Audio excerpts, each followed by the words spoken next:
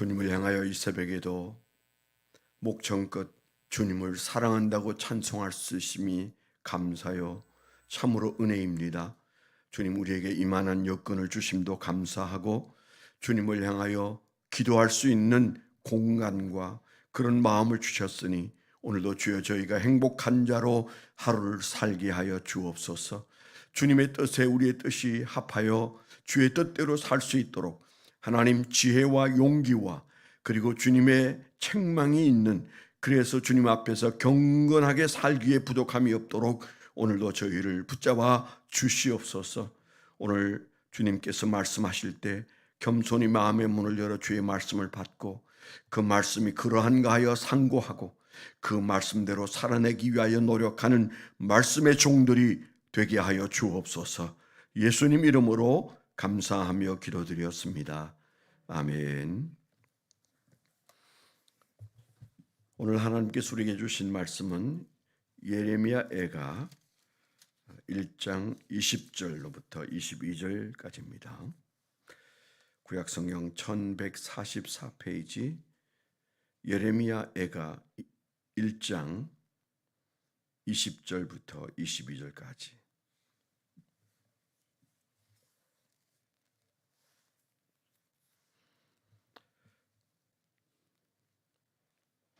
20절부터 읽습니다. 22절까지 시작.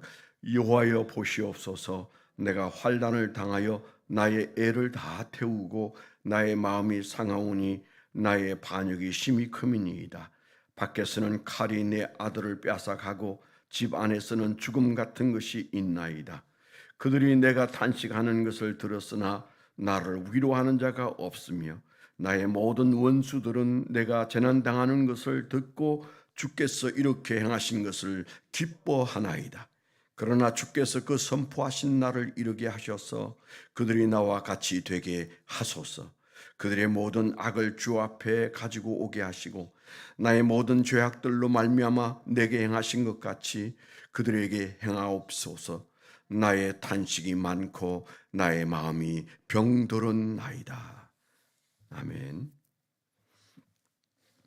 오늘 말씀 적용 제목을 잠시 한번 나누도록 하겠습니다. 신앙은 공감의 눈물이다. 하나님 마음 때문에 울면 세상이 바로 선다. 신앙은 공감의 눈물이다. 하나님 마음 때문에 울면 세상이 바로 선다. 그렇게 적어봤습니다. 예레미야 애가라는 말은 예레미야의 눈물의 노래, 그런 뜻이죠. 우리가 잘 아는 예레미야를 생각하면 단박에 눈물을 많이 흘렸던 선지자다. 그럴 때 우리가 물어봐야 할 질문은 그는 왜 울었는가? 그가 왜 울었는가? 그 울음은 신앙적으로 볼 때 어떤 것인가? 우리가 이런 질문을 마음속에 던지지 않습니까? 예레미야의 눈물이 위대한 눈물이었고 그리스도인다운 눈물이었고 하나님이 기뻐하시는 눈물이었고 결국 그가 눈물 흘리면서 죽을 때까지 이스라엘의 회복을 보지는 못했습니다. 그렇게 한없이 울면서 주님의 종으로 살았던 그 인생 약 70평생, 60세에서 70세 사이에 세상을 떠났을 것이라고 보는데요. 그는 19 내지 20살, 대략 우리가 해석할 때에는 아이라는 표현 때문에 20이 되지 않았을 것이다. 이렇게 본다면 그저 10대 후반, 20대 초반 그 나이에 선지자가 되어서 그는 주님을 위해서 평생을 살다가 참 그 슬프게 세상을 떠난 분이신데, 물론 성경에는 그가 어떻게 죽었는지에 대해서 명확하게 말하지 않는다고 말씀드린 적이 있잖아요. 그러나 분명한 것은 순교한 것은 맞습니다. 그 백성들에 의해서 말씀을 안 들으려고 하는 귀를 막고 화를 내는 이들에 의해서 보복당하고 그의 그 메시지 때문에 그는 처절하게 죽었던 사람이다. 애굽까지 끌려가서 그는 죽었다. 그렇게 그래서 이스라엘 백성들은 바빌론으로 끌려가고 그 예레미야는 애굽으로 끌려가서 그것도 동족에 의해서 끌려가서 거기에서 죽었던 것은 사실입니다. 마지막에 죽은 것이 뭐 이제 학자들에 의해서 돌에 맞아 죽었다. 또 어떤 사람들은 땅에 묻었다. 뭐 이제 이런 얘기들을 합니다만은 그것은 그저 호사가들의 얘기라고 생각하고 어떻든 그의 죽음도 하나님 앞에서 위로받지 못한 죽음처럼 죽었습니다. 주를 위해서 살기 시작한 때로부터 죽을 때까지 그는 눈물을 흘렸습니다. 그런데 저는 이제 그 예레미야서에 나오는 그 회개 운동과 거기에서 말하는 죄가 뭐냐 그게 궁금해서 제가 대학원 논문을 예레미야의 죄관과 회개 운동 이제 그런 논문을 오래오래 전에 썼던 기억이 있습니다. 그런데 그때도 궁금했고 지금도 궁금한 것은 요시야 때 그가 사역을 시작하거든요. 우리가 생각하는 요시야는 그래도 이스라엘의 몇 안 되는 믿음의 사람입니다. 다윗과 같은 믿음을 가진 왕이 어떤 사람들인가 그랬을 때 몇 안 돼요. 물론 하나님의 약속 때문에 북왕국은 다윗의 후손들이 유다 왕국이라면 북왕국은 수많은 왕들이 일어났다가 사라지고 일어났다가 사라지는데 그 하나님의 약속 때문에 다윗의 후손들이 끝까지 임금을 하는 아주 특별한 그 눈에 확 띄는 사건이 우리가 잘 아는 사건이죠. 그래서 남과 북이 나뉘어졌는데 마치 우리나라처럼 북쪽은 그들이 아주 많은 땅덩어리와 그리고 여러 여건이 좋았음에도 불구하고 그들은 쇠퇴해지고 그리고 북왕국 내내 그들은 하나님의 마음에 들지 않는 나라로 있었고 왕들이 계속적으로 계보 없이 바뀌죠. 그런데 남왕국은 똑같은 나라인데 딱 나누어진 다음부터 마지막 시드기야 왕이 죽을 때까지 여튼 그 나라 왕은 다윗의 후손이었어요. 그건 뭐 그들이 잘해서 했다기보다는 하나님은 약속의 하나님이시구나. 우리가 그걸 느끼게 하는 효시적인 내용이에요. 참 의미 있는 계보라는 생각이 들지 않습니까? 어떻게 그렇게 다를 수 있을까? 남왕국, 북왕국의 왕들의 계보가 흔들림 없이 다윗의 후손으로 간 유다 왕국을 보면 남왕국을 보면 하나님의 약속의 말씀은 정말 대단하다 그런 생각이 듭니다. 그런데 그 남왕국에서도 믿음 좋은 왕은 몇 안 돼요. 우리가 어제 생각했던 요사밧 왕 뭐 그 정도 되는 사람도 한 그저 서너 명에 지나지 않습니다. 근데 요시야도 믿음이 좋은 사람으로 들어가죠. 종교 개혁을 했기 때문입니다.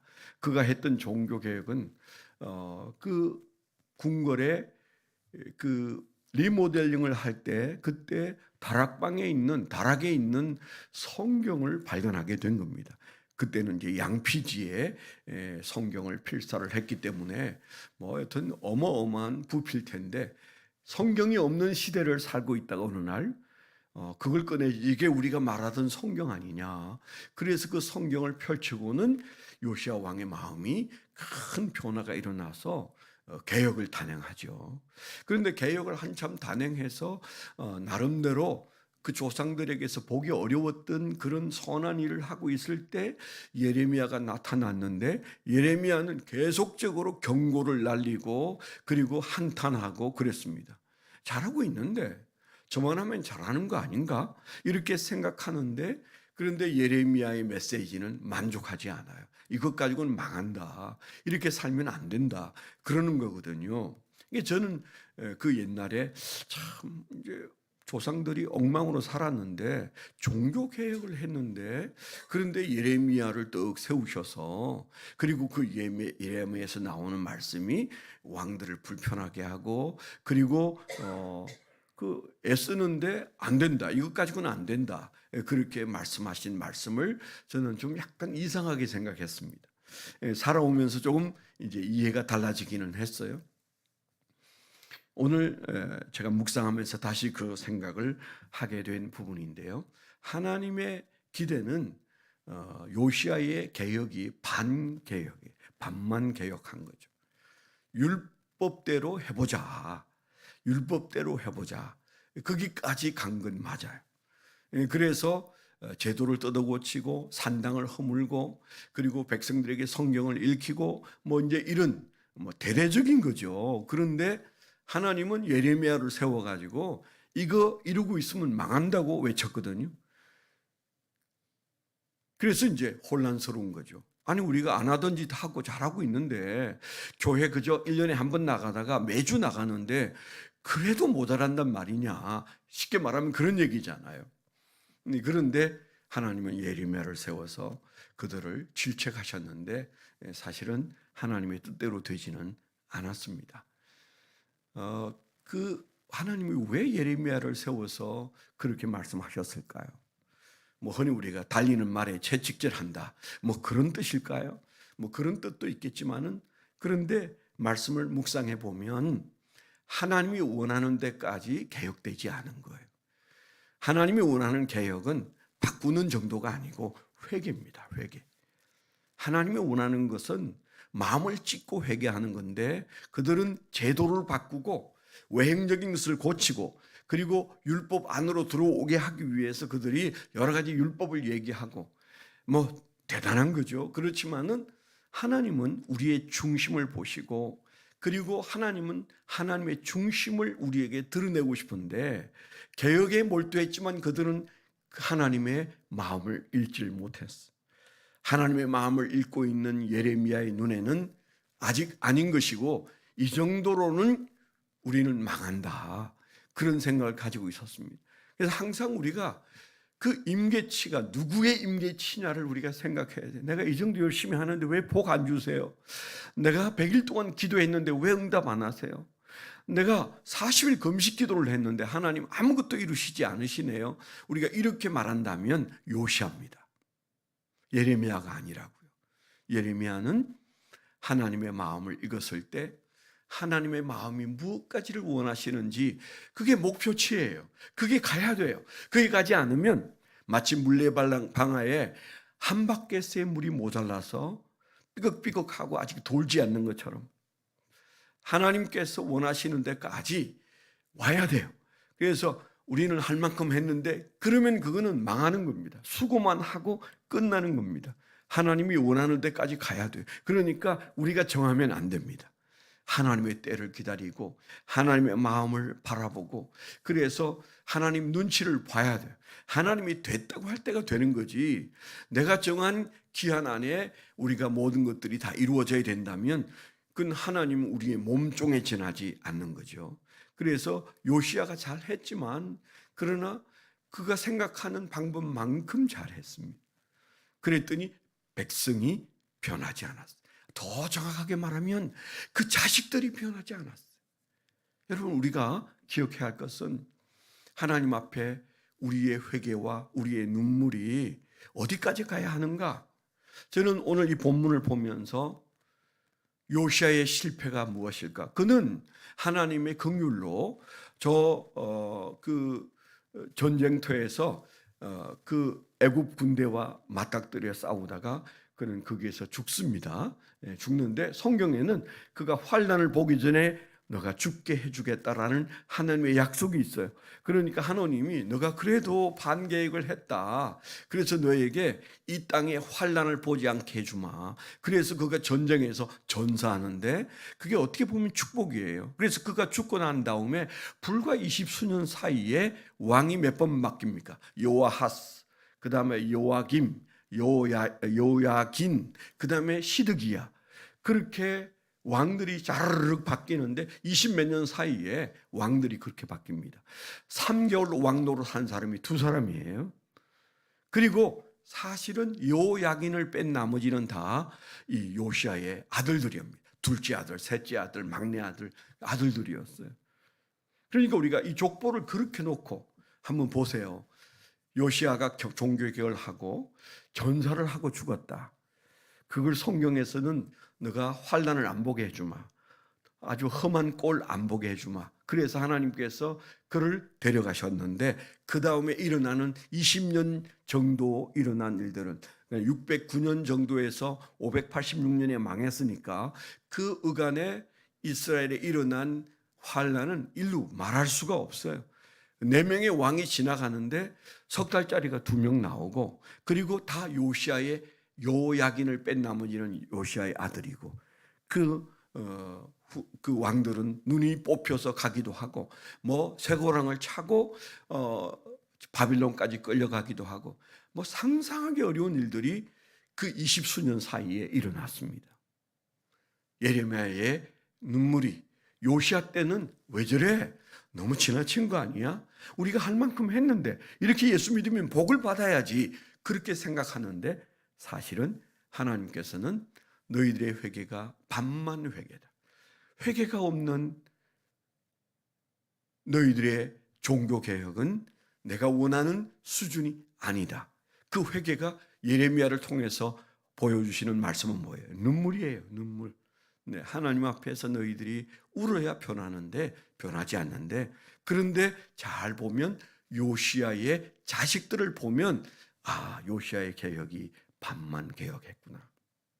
그 자식들은 전혀 믿음하고 상관없이 왕노릇 하다가 나라를 망가뜨렸습니다. 기회를 많이 주셨어요. 계속적으로 예레미야를 통하여 눈물로 그들에게 호소했습니다. 그런데 얼마나 예레미야가 많은 박해를 받았습니까? 결국 그 백성들에게 끌려가기도 했고 죽기도 했습니다마는 왕들이 그를 박해했습니다. 감옥에 여러 번 가두었습니다. 무슨 얘기일까요? 요시아의 아들들은 하나님을 제대로 안 믿었어요. 예수를 안 믿었어요. 그러면 우리가 이것을 우리 자신에게도 대입을 해본다면, 우리가 예수를 잘 믿었는데 복을 주셔야 되는데, 그런데 복 받기 전에 기억할 것은 우리의 자식 때에는 믿음이 전수되고 있는가? 요시아가 개혁을 했는데 아들들은 전혀 관심도 없어요. 그래서 하나님은 울었고 예레미야도 울었습니다. 그래서 하나님은 결국 그 나라를 바벨론 느부갓네살을 일으켜서, 느부갓네살은 내 종이다 그러면서 하나님이 이스라엘을 들고 치잖아요. 이게 지나간 어느 한 나라의 드라마 같은 얘기가 아니고, 그게 하나님의 방법이라면, 하나님의 라이프 스타일이라면, 하나님의 치리하시는 방법이 그러시다면 소름 끼치는 얘기가 되지 않을 수가 없어요. 저는 한국 교회가 딱 이 말씀에 물려있다, 그런 생각을 해요. 얼마나 우리 이전 세대가 열심히 예수를 믿었습니까? 목숨 걸고 예수 믿었습니다. 그래서 하나님께서 그 피 흘린 발자국을 쫓아서 은혜를 베풀어서 말도 안 되는 풍요를 누리고 사는 동안 다 떠났어요. 다 떠났어요. 우리의 자녀 세대가 믿음을 가지지 못하고 지금 신생 목회자들의 마음속에 그런 애틋한 눈물의 목회를 하는 목회자가 30대, 40대 안에 얼마나 있을까? 목회가 어려워서 힘들다고 말하는데 목회가 어려운 게 아니에요. 그들의 눈에 눈물이 없는 것은 아닌가? 목회자로부터 시작해서 우리의 자녀들에 이르기까지 그들 안에 믿음이 전수가 됐어야 되는데, 그들이 시드기하고 그들이 요야긴이고 그들이 요야김이고 그들이 요아하스라면 그들과 우리의 차이가 뭐가 있을까요? 이 새벽에 좀 심각한 얘기를 해서 죄송하지만 심각한 겁니다. 나라가 뭐 지금 현재 대통령이 바뀌고 또 지금 심현보 목사님 같은 선지자가 쇠고랑을 차고 감옥에 들어가는 이 기가 막힌 일, 그분은 제가 볼 때는 선지자입니다. 그분은 정치 관심 없는 분이세요. 전광훈 목사와도 전혀 다른 분입니다. 전광훈 목사님이 감옥에 갔을 때도 저는 이렇게 가슴이 떨리지는 않았어요. 망했구나 이 나라. 심현보 목사님 같은 분이 감옥에 간다면, 아니면 생각해 보세요. 10,000명 이상 모이는 교회 목사가 도망친다고 엄성현이라는 좌파 판사가 그 사람 도망칠 가능성이 있다, 그래서 일단 가둬놓고 그리고 재판을 하자, 그래서 구속시켰어요. 우리는 별로 안 놀라는데 미국은 지금 엄청 놀라고 있습니다. 미국이 대통령부터 놀라고 있습니다. 저 양반 정치 얘기 안 하니까 살만했는데 한 6개월 만에 나오더니 또 정치 얘기하네. 혹시 그렇게 생각하는 분은 안 계시죠? 정치 얘기 아니라 운명입니다. 운명. 국가의 운명을 얘기하는 겁니다. 그런데 그 배경이 뭘까요? 제가 이렇게 눈을 닦고 봐도 제대로 된 교계의 성명서 하나 없어요. 다 그냥 움츠려 있습니다. 제가 봤잖아요. 제가 20대에 그 박정희 때, 전두환 때 교회, 큰 교회 목사님들이 어떻게 사는지 봤잖아요. 그때 제가 분개했거든요. 저는 데모하러 다녔으니까. 교회가 썩었구나. 이게 아부하는 거 아니야. 아닌 건 아니라고 해야지. 그랬는데 지금 보면 다 조용합니다. 왜인가요? 떠들면, 성명서 내면 잃을 게 너무 많아요. 잃을 게 너무 많아요. 그래서 지금 현재 우리나라가 심각한 상태에 들어가는데 교회가 잠잠합니다. 차세대 목회자들이 조용합니다. 아니, 분별력을 잃어버렸어요. 감옥에 갔다면 갈 만한 이유가 있겠지. 이런 분별력을 가지고 바라보고 있으니까 이 나라에 나는 국가의 운명은 하나님이 책임진다고 생각해요. 지금 대통령에 대해서는 우리가 뭐 할 말이 없어요. 그냥 내버려 두시면 하나님이 하실 겁니다. 문제는 교회입니다. 교회. 교회 목회자들입니다. 성도들입니다. 분별력을 하나님으로부터 받아서 가져야 되는데 그때 그 시드기야 때와 다를 게 뭐 있어요? 그런 측면에서 오늘 우리가 기억해야 할 것은 예레미야가 울었을 때 우리는 그 눈물을 잘 알고 있는가 스스로에게 물어봐야 돼. 제가 적용 제목에도 썼지만은 신앙이란 게 뭐냐? 하나님께 공감하는 눈물이다. 눈물이 있으면 공감이 된다는 거고 하나님의 공감하면 희망은 있는 거예요. 하나님 때문에 울었던 예레미야, 하나님의 마음을 가지니까 나라 꼴을 보고 백성을 보고 눈물이 나서 견딜 수 없었던 그가 예레미야 애가를 쓰셨다면 오늘 우리가 소수지만 이 새벽에 나온 저와 여러분들이 나라를 위해서 주님의 마음을 생각하면서 주님 마음에 우리는 합한가? 우리의 자녀들은 주님의 마음에 합한가? 한국교회가 주님 마음에 합한가? 주님의 눈에 눈물 나는 것은 아닌가? 우리가 그런 생각을 곰곰이 해야 그래야 하나님과 조금이라도 공감할 수 있어요. 우리가 너무 확대해서 복잡하게 정치적으로 생각하지 마세요. 우리가 할 일은 하나님 마음입니다. 하나님의 마음만 얻으면 됩니다. 하나님의 마음만 기억하면 됩니다. 하나님 마음이 내 마음이 되는 순간 우리는 희망을 가져도 괜찮습니다. 문제는 우리 마음이 딱딱하게 굳어 있거나 하나님의 마음에 공감하지 못할 때 도대체 그 하나님의 마음을 누가 움직일 수 있겠습니까? 마귀는 천년 전이나 지금이나 이 세상에서 호시탐탐 득세하고 그리고 사람들을 움직이고 정치를 움직이고 해왔습니다.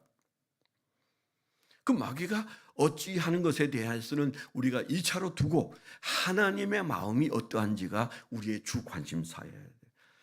예레미야와 같은 그런 마음을 우리가 가진다면 하나님은 이 나라에게 희망을 주실 텐데 아직은 우리에게 기도할 기회가 있다고 믿습니다. 저와 여러분들이 주님 앞에 오늘 새벽에 이 나라의 운명을 주님의 손에 올려드립니다. 그리고 우리가 저 요시야가 개혁했던 개혁이 반만 개혁했던 것처럼 우리의 신앙이 온전히 하나님 앞에서 회개하고 눈물 흘리는 신앙으로 갔어야 하고 우리의 자녀 세대가 하나님을 알았어야 하는데 우리는 어찌어찌 새벽 예배까지 나왔는데 그런데 그 다음 세대에 대해서는 할 말이 없으면 우리는 지금 걱정해야 되는 때에 살고 있는 거죠.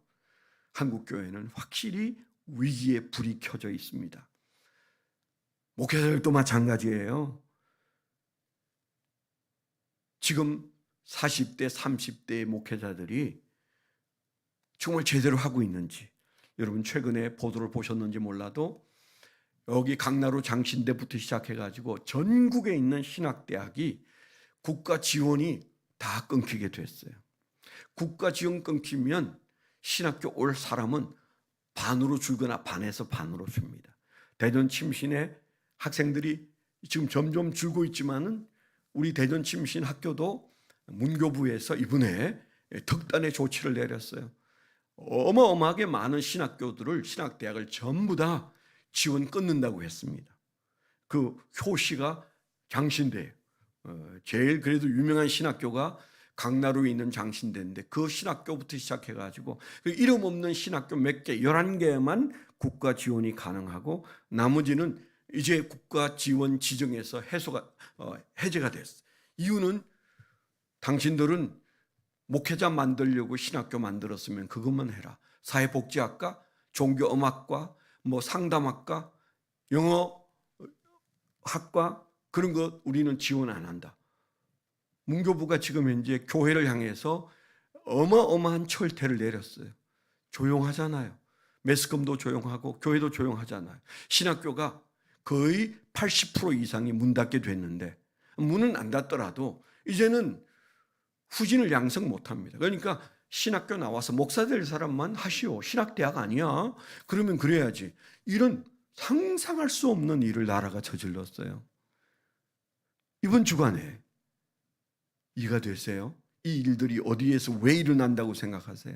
김정한 목사님이 지금 현재 감옥 갈 판이고, 그리고 이영훈 목사님이 또 조사받았고, 심현보 목사님이 잡혀 들어가고, 그리고 신학교들을 80%를 문 닫게 만들려고 지금 현재 하고 있는 이런 일들이 무슨 일인 것 같습니까? 저는 하나님이 하신다고 생각하는데요. 안 믿어도 좋아요.